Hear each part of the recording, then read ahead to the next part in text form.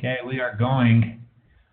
What I have noticed is we are recording, but the recording doesn't have anything shown until a screen is shared.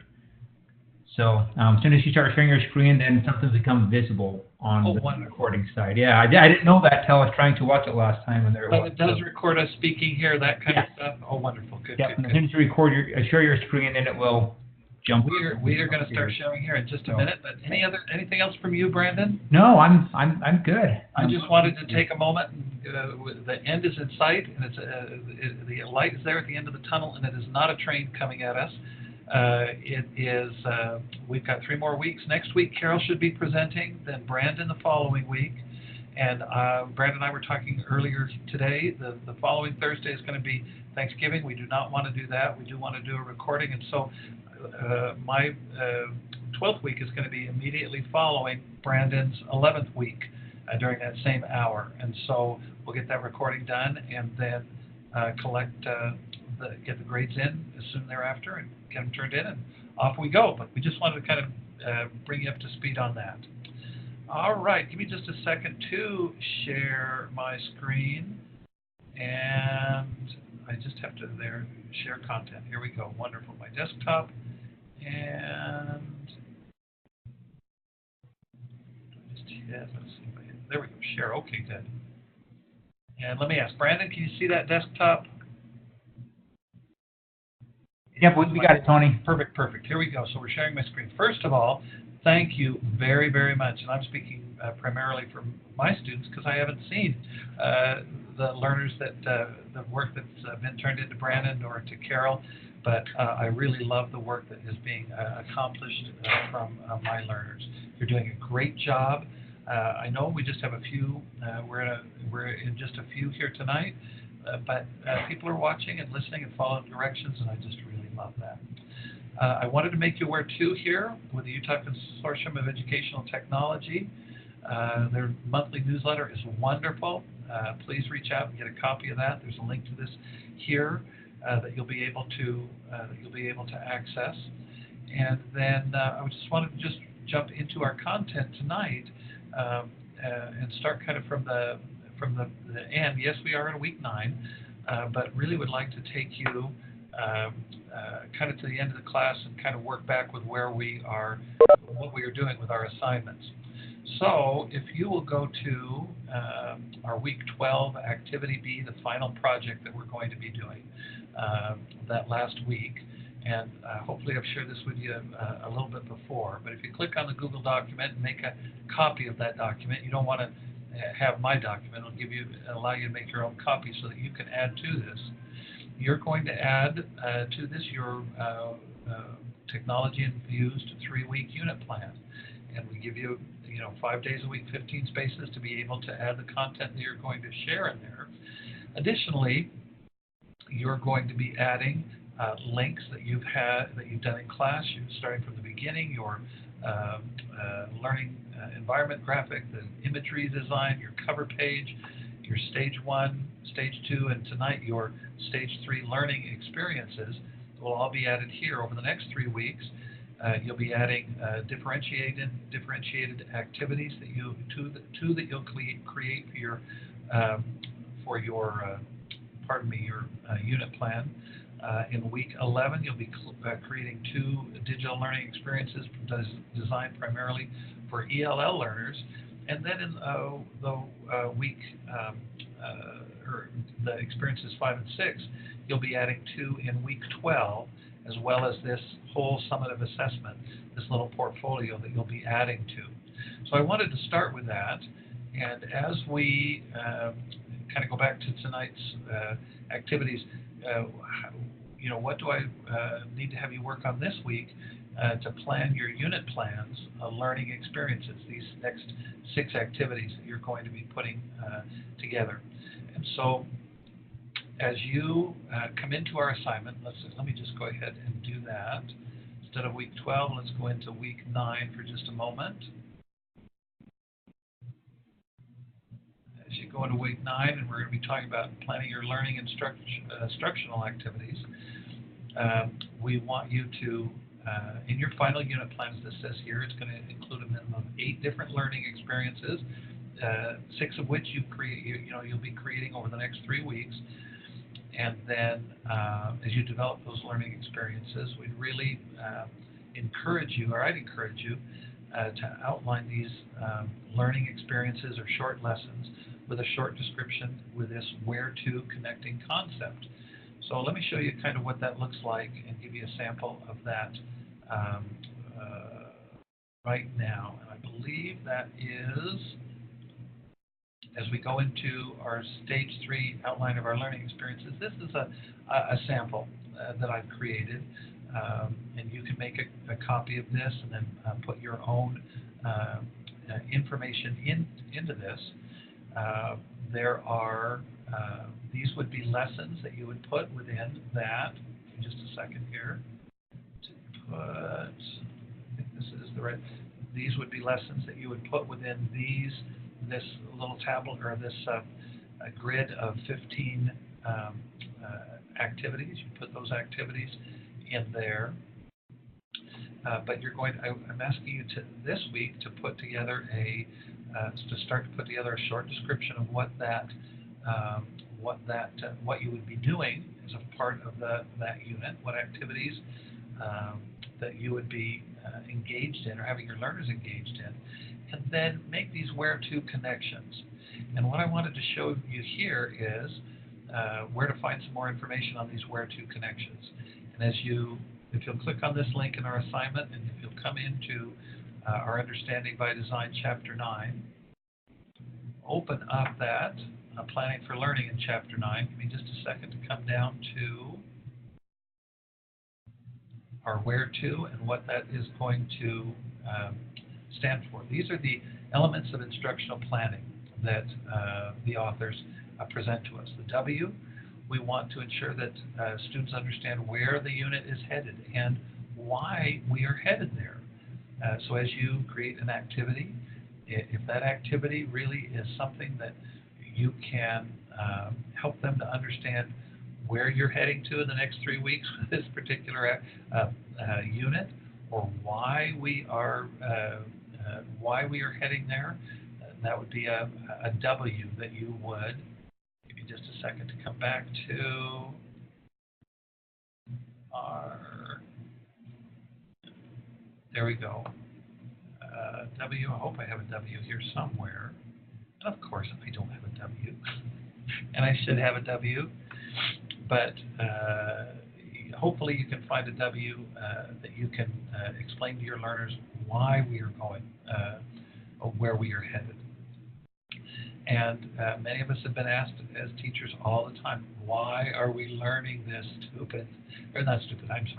Why are we learning this information? Why are you taking this time with me, Tony? Well, we're taking this time with you because we want you to be able to infuse technology within your particular activities, within your particular lessons. The H, what are you doing to hook students in the beginning and hold their attention throughout that particular activity? And then going back to the chart for tonight, I'd like you to identify which lessons you're using to hook and to hold our learners with that information. And I'll give you a hook and a hold activity here in just a few minutes as we finish these where-tos. The E, the first E at least, is to equip our learners with the necessary experiences, tools, knowledge, know how to meet these performance goals. We take time, each of us has taken time in each of these seminar presentations to connect with you and show you the tools, to show you how to use these particular approaches in order to use some of these technologies within your classroom. And so that's the equip part, trying to give you experiences to be able to put into practice these activities. The R, to provide students with numerous opportunities to rethink big ideas, to reflect on their progress, to revise their work. So my reflection and revision in the future on this assignment is going to put a W somewhere in here, and to ensure my learners that they can know where they are going and why they are doing what they're doing. The second E is to build opportunities for students to evaluate their progress and self-assess, to be able to make some determination of what, particularly in this class, that's going to be the capstone project as we determine what assignments or activities are going to be important and effective for our learners to be engaged with. The T in the where to is to be tailored to reflect individual talents, interests, styles, and needs. One of the reasons we've tried to engage that through the discussions, allowing you diverse ways to be able to present on the particular discussion topics that you have been presented with, and you get to experience and to share your own talents, styles, and needs that you have associated with learning. And then finally, the last O, to be organized, to optimize deep understanding, as opposed to really just a superficial covering of that. So I wanted to, as you go through your lessons and put your lessons here in, these will be lessons that you're going to be putting within your unit plan.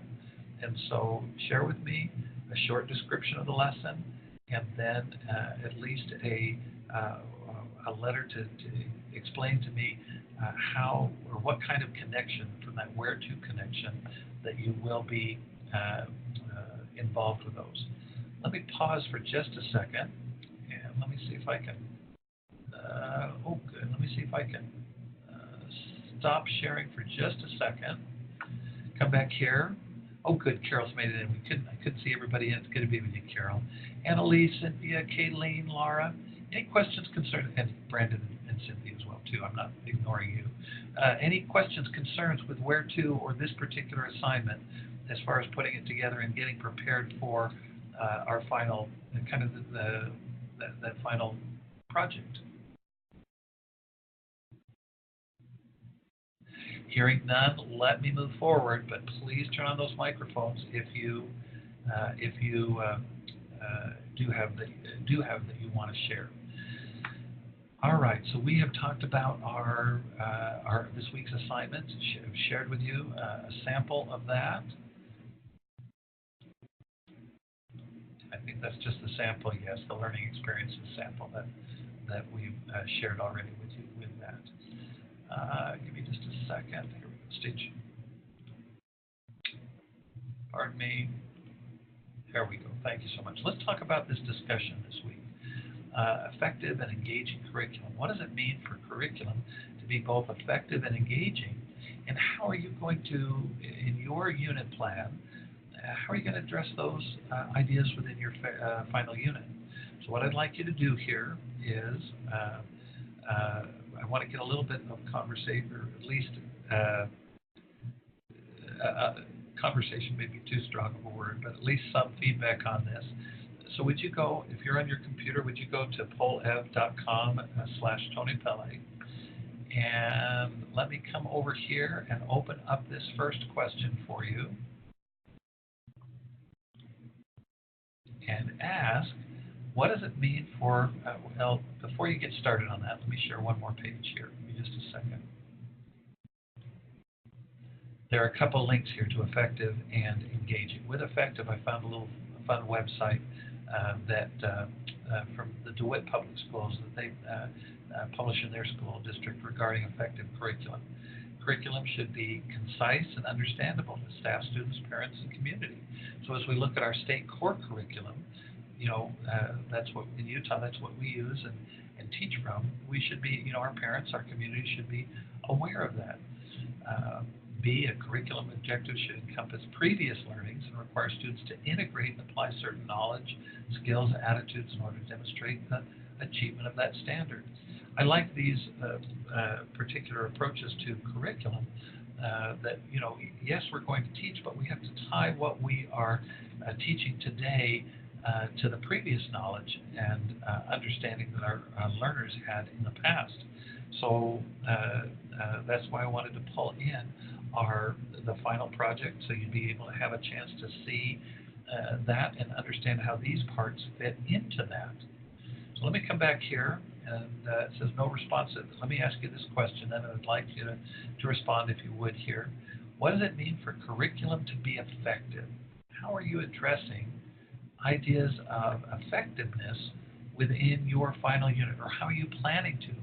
You probably haven't started your final unit plan yet, but you've certainly started thinking about what activities or ideas that you would like to incorporate within that.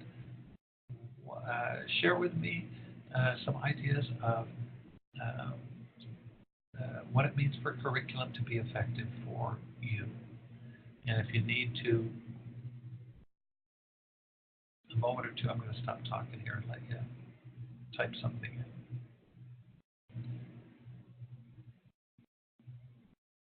And I think I've made it open and available to you. Give me just a second to just go back. Yep, it's open and available.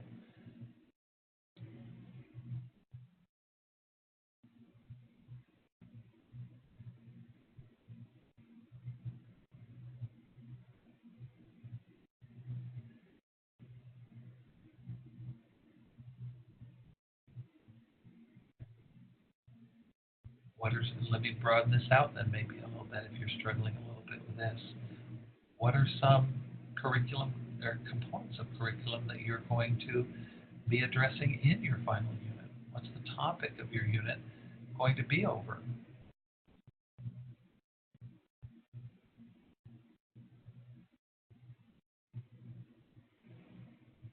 Thank you so very much for coming to my rescue. Part of it includes evidences that students come out with knowledge and certain skills aligned with the standards. So tied to the standards are absolutely critical in order for curriculum to be effective. You know, for Tony to develop curriculum for class, who the heck cares what Tony wants? But if it's aligned with state or national standards, then it's going to be important and valuable. It has to be relevant to real life. Curriculum has to be, in order for it to be effective, we've got to be able to address to our learners, when am I going to use this algebra ever again in my life? Let me share with you when we're going to use algebra within our experiences again. I like the words durable, sustaining from your example.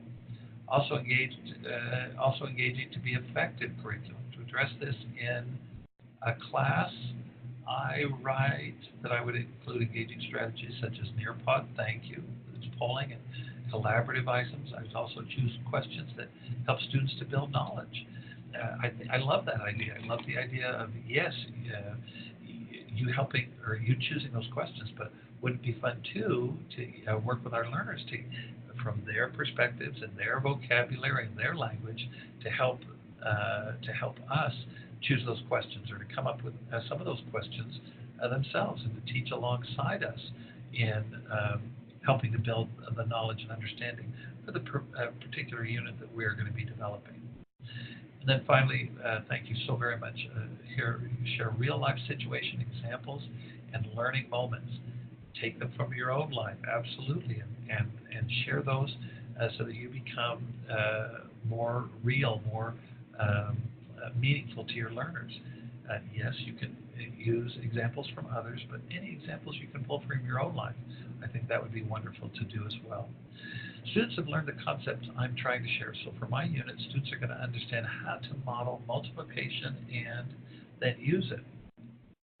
I plan to use multiple formative assessments to see where my students are if my teaching is effective. What great data to be able to understand and be able to share with our peers, with parents, with our administrators that I'm being effective because my students' scores are improving. These formative assessments are telling me what my students need to can do right now, and that leads me in my instruction for the future. Thank you so very much for coming to my rescue on these. Those are great. One more question for you tonight that I'd like to share with you. We've talked about effectiveness. Now, give me just a second, and let me highlight this so we get it. Here we go. And what does it mean for curriculum to be engaging? How are you engaging your learners through your curriculum within your final unit? And I did just want to go back for 1 second to our activities here and show you the link to engaging. I thought this was a particularly good good little site about engaging students in learning activities. Some of these we've gone over already. You've brought to the table already. Make it meaningful for them. I loved fostering a sense of competence. Hey, I can do this. I can make this happen. There's a lot of talk about growth mindsets right now and doing what we are capable and able of doing. And with a sense of competence, Vygotsky's the big author that talks about working with that zone of proximal development, the Z+1, only slightly beyond the student's current level of proficiency. We don't want to challenge them so far that they go, oh my gosh, I'm not coming back in here again. On the other hand, we don't want to, not challenge is not the right word, but not challenge them so far that they go, oh my goodness, this is so boring. But we want to have them just a little beyond where they are proficient. Provide autonomous support, embrace collaborative learning. When I grew up, that was called cheating, but now we call it collaborative learning, where we work with one another to be able to engage in our curriculum and our content. Thank you so much for sharing, friends. All our students are actively involved. They are participating, they're moving forward, they're engaged with what we are talking about. And that's one reason why I like this little poll everywhere. So I know what everybody is doing? No, but I can sure see that we are having topics that are coming forward on what we want to address. In regards to engaging, it's got to be hands-on work, challenging but not overwhelming, just like we said a moment ago. That zone of proximal development, where I could do it, but just a little bit of a stretch to make sure it happens. Not overwhelming, and not boring, not underwhelming either. Hopefully it addresses students' passions and interests. And that's a wonderful place to start is with your own passion and your own enthusiasm and excitement. That's going to be very, very connective to our learners. And then students want to learn and understand why it's important. I mixed fun in with the learning. That, we've talked already about that why in the where to concepts that we started with tonight. But why are we taking the time with this tonight, Tony? We're taking time with this because it is essential for us. We're not just teaching content, we're teaching kids. And we have to be able to engage those learners in activities in the process that we are working with. Engaging curriculum includes lessons adapted to students' interests. It has students involved rather than just passive learners. It encourages them to be involved and share in the learning. Just like I mentioned a moment or two ago with the previous question. Hey, if kids can make questions and answers to the quiz or the test or the formative assessment, that tells me they're learning. And it gives them a chance to participate and be engaged, and not just taking the test, but in creating some of those as well. Students are interested in the discovery process. Instead of waiting for us to tell them what to do and what to memorize, go figure it out. Make it happen. How wonderful to be able to say, what wonderful skills to be able to say, I can use my discovery skills to find out, and problem-solving skills to be able to see what is the problem and how maybe I can put some of my abilities to, if not solve the problem, if the problem's too big to solve, at least address the problem. Thank you so much for sharing. I hope that gives you a little bit of, let me stop sharing here for a moment. I hope that gives you a little bit of activities to be able to say, hey, I can answer those or address some of those discussion questions. So let me pause here and just ask any questions, concerns, issues about anything that I've shared this evening. Anything that you'd like to add, Carol or Brandon? Brandon's no, and Carol's happy as a clam. Good, good. Carol, are you presenting next week for us? Yes, I am. That is wonderful. We're excited to be involved with that. And then Brandon the following week, and I will be right after Brandon that following week so that we don't take you away from your Thanksgiving. Any last questions or concerns? Hearing none, you guys get home to your families. I'm sorry I missed you last week. Get fed and get back to school tomorrow, okay? Ciao, ciao, a tutti. Bye-bye now. Thanks, everybody.